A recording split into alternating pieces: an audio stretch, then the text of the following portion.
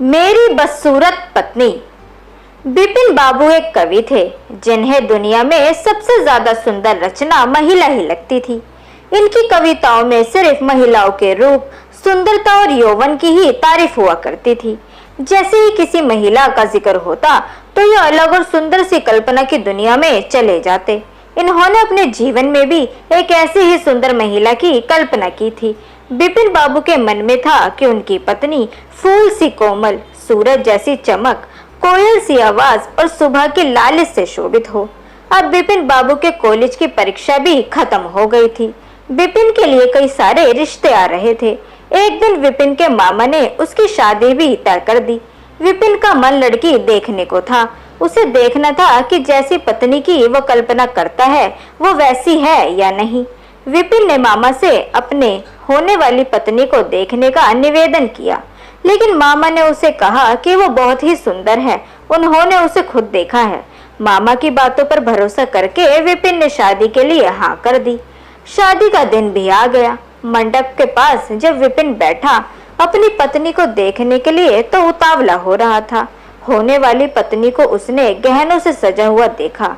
चेहरे पर घूंघट, हाथों और पैरों पर सुंदर उंगलियां देखकर उसके मन को थोड़ी राहत मिली। दूसरे दिन विदाई के बाद जैसे ही डोली विपिन के घर पहुंची तो वह तुरंत अपनी पत्नी को देखने के लिए दौड़ा।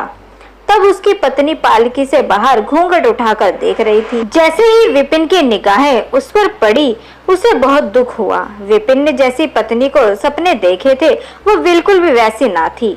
चौड़ा सा मुंह, चपटी नाक, फूले से गाल विपिन को बिल्कुल पसंद नहीं आए। रंग भले ही उजला था लेकिन उसके अलावा विपिन के सपनों की दुल्हन से वो एकदम अलग थी। विपिन की सारी खुशी गम में चली गई। उसे मामा पर काफी गुस्सा आया। उसको लगा कि जिन्होंने लड़की की तारीफ की वो तो ऐसी नहीं है। सबसे पहले उसने मामा से लड़ाई की, उसके बाद ससुराल वालों से, फिर अपने घर वालों से। विपिन के मन में हुआ कि इस महिला के साथ किस तरह वो पूरा जीवन बिताएगा। इसके साथ पूरा जीवन मुझे कांटों भरा लगेगा। मैं सोच भी नहीं सकता कि ऐसी महिला से मेरी शादी हो गई है। मेरे क्या ख्वाब थे और क्या हो गए। भगवान को मेरे साथ ऐसा क्यों करना था। फिर उसके मन में हुआ कि शादी मैंने जबरदस्ती तो की नहीं थी। अब इस लड़की को क्या पता था कि पत्नी को लेकर मेरे क्या सपने थे। अब इसमें इसका भी क्या दोष है। इस सोच के बाद भी विपिन का दिल उसे स्वीकार करने को तैयार नहीं था। वो घंटे श्रृंगार करती, अपने बाल संवारती, लेकिन विपिन के मन को बिल्कुल भी ना भाती। विपिन हरदम उससे दूर दूर भागता। उसकी पत्नी पूरे भाव के साथ उसकी सेवा करना चाहती थी, लेकिन विपिन घर में पल भर भी न टिकता। जब भी विपिन की पत्नी आशा उससे कुछ बात करने की कोशिश करती वो वहां से निकल जाता। विपिन रोज दोस्तों के साथ बाहर जाता और पत्नी घर में उसका इंतजार करती रह जाती। काफी दिनों के बाद जब विपिन घर खाना खाने के लिए आया तो आशा ने कहा, आप मेरी वजह से घर में रहना ही छोड़ देंगे क्या? विपिन ने मुंह मोड़ते हुए जवाब दिया, घर में ही तो रहता हूँ, बस आजकल नौकरी ढूंढने के लिए ज्यादा दौड़ भाड़ करनी पड़ रही है। आशा ने कहा, मैं खूब जानती हूँ आप घर में क्यों नहीं टिकते। आप किसी डॉक्टर से बात करके मेरा चेहरा वैसा क्यों नहीं बना देते जैसा आप चाहते हैं। विपिन ने चिढ़ते हुए कहा, क्यों तुम बेवजह फिजूल की बातें कर रही हो। तुम्हें यहाँ आने के लिए किसने कहा है? उसकी पत्नी ने पूछा, जब आपको किसी चीज से परेशानी है तो उसका इलाज भी करना होगा ना। विपिन बोला, भगवान जिस काम को नहीं कर पाया उसे मैं कैसे कर दूंगा। गुस्से में आशा कहने लगी, इसके बारे में आपको सोचना चाहिए कि भगवान ने जो किया है उसके लिए मुझे सजा क्यों मिले। हर तरह की सूरत वाले लोग दुनिया में हैं, लेकिन उनके पति ऐसा व्यवहार उनसे नहीं करते। विपिन ने झल्लाते हुए जवाब दिया, क्या मैं तुमसे कोई गलत व्यवहार करता हूँ? क्या कभी मैंने तुमसे लड़ाई की? तुम ही मेरे सामने आकर मुझसे बहस करने लगती हो। ये सब सुनकर आशा वापस चली गई। उसे लगा कि इन्होंने मेरे प्रति अपना दिल पत्थर बना लिया है, अब ये मेरी एक नहीं सुनेंगे। इधर विपिन का ऐसा रवैया देखते देखते आशा बीमार हो गई। वो अपनी जिंदगी से निराश थी। उधर बीमार आशा को देखने विपिन एक बार भी नहीं आया। उसके मन में था कि इसे कुछ हो जाए तो इस बार अपनी पसंद की लड़की से शादी कर लूंगा। अब तो विपिन को और भी ज्यादा छूट मिल गई थी। पहले कभी कभी आशा रोकती टोकती और बाहर जाने की वजह पूछ लेती, लेकिन अब विपिन पूरी तरह आजाद था। गलत आदतों में पड़कर विपिन सिर्फ अपने पैसे ही बर्बाद नहीं कर रहा था, बल्कि अपनी सेहत और चरित्र सब कुछ खो रहा था।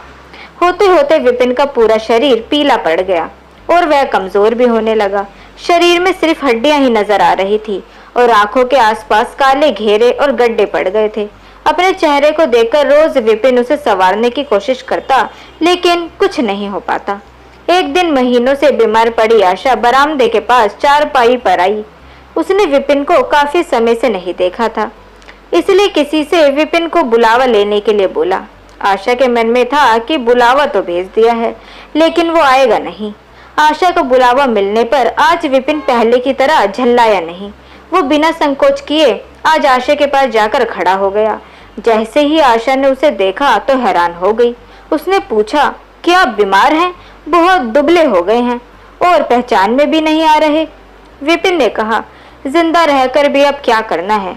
आशा ने नाराज होते हुए विपिन का हाथ पकड़कर चारपाई पर बैठा दिया और बोली, दवाई क्यों नहीं करते?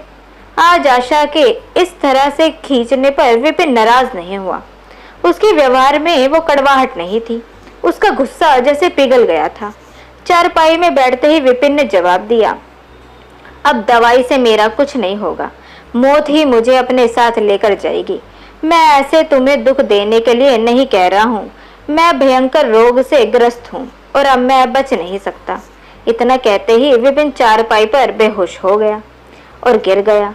उसका पूरा शरीर कांपने लगा और पसीना पसीना हो गया। विपिन की यह हालत देखकर महीनों से बीमार पड़ी आशा झट से बिस्तर से उठ गई।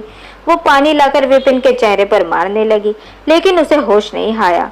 शाम तक विपिन का मुंह टेढ़ा हो गया और शरीर में कोई हरकत नहीं हुई। ये लकवा था जिसकी चपेट में विपिन आ गया था। इस रोग में बीमार आशा ने विपिन की खूब सेवा करी। लगातार 15 दिन तक विपिन की स्थिति नाजुक बनी रही। दिन रात एक करके आशा द्वारा की गई मेहनत रंग लाने लगी। विपिन की हालत कुछ संभली, लेकिन अभी भी आशा अपनी गोद में सुलाकर विपिन को दवाई पिलाती और खाना खिलाती।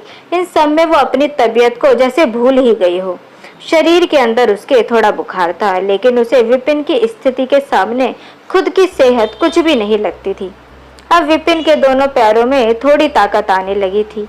होते होते 4-5 महीने में वो अपने पैरों पर खड़ा होने लगा, लेकिन उसका मुंह टेढ़ा का टेढ़ा ही रहा। उसके चेहरे पर पहले जैसी रौनक भी ना रही। एक दिन अपना चेहरा शीशे में देखने के बाद विपिन ने कहा, हे भगवान, मुझे अपने किए की सजा दी है। आशा, मैंने तुम्हें सुंदर नहीं माना और आज देखो मैं कितना कुरूप हो गया हूँ। अब तुम भी मेरे साथ वैसा ही व्यवहार करो जैसा मैंने तुम्हारे साथ किया था। आशा ने हंसते हुए पति से कहा, आप मेरी आंखों से देखेंगे तो पता चलेगा कि आप में कोई अंतर ही नहीं आया है। आप पहले जैसे थे, आप अभी भी वैसे ही हैं। विपिन बोला, अच्छा, बंदर जैसा मुंह दिख रहा है और तुम कहती हो कि कोई अंतर नहीं है। तुम्हें मालूम है ना, भगवान ने मुझे मेरी करने की सजा दी है। सबने खूब जतन किए, लेकिन विपिन का मुंह सीधा नहीं हो पाया।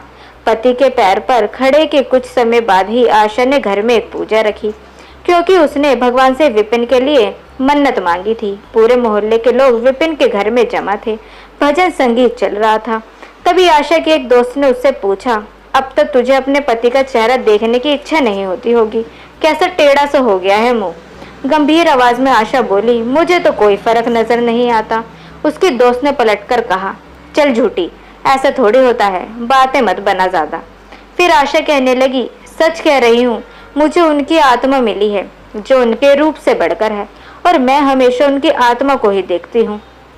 विपिन कमरे में दोस्त के साथ बैठा था। तभी उसके एक दोस्त ने बरामदे की तरफ खुलने वाली खिड़की खोल दी। उसने विपिन से पूछा, आज तो यहाँ कई खूबसूरत लड़की हैं, बता तुझे कौन सी अच्छी लग रही है। विपिन ने कहा, खिड़की बंद कर दो। जहाँ तक रही पसंद की बात, तो मुझे वही पसंद है जिसके हाथ में फूल की थाली है।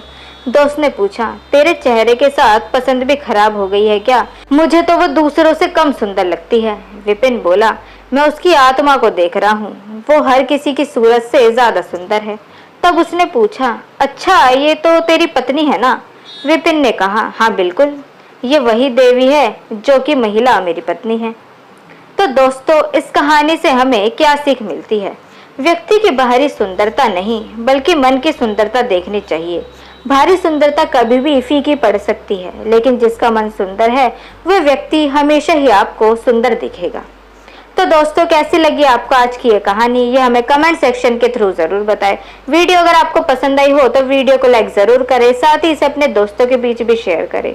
चैनल को सब्सक्राइब करना ना भूलें। मिलते हैं आपसे अगली वीडियो में, तब तक के लिए गुड बाय।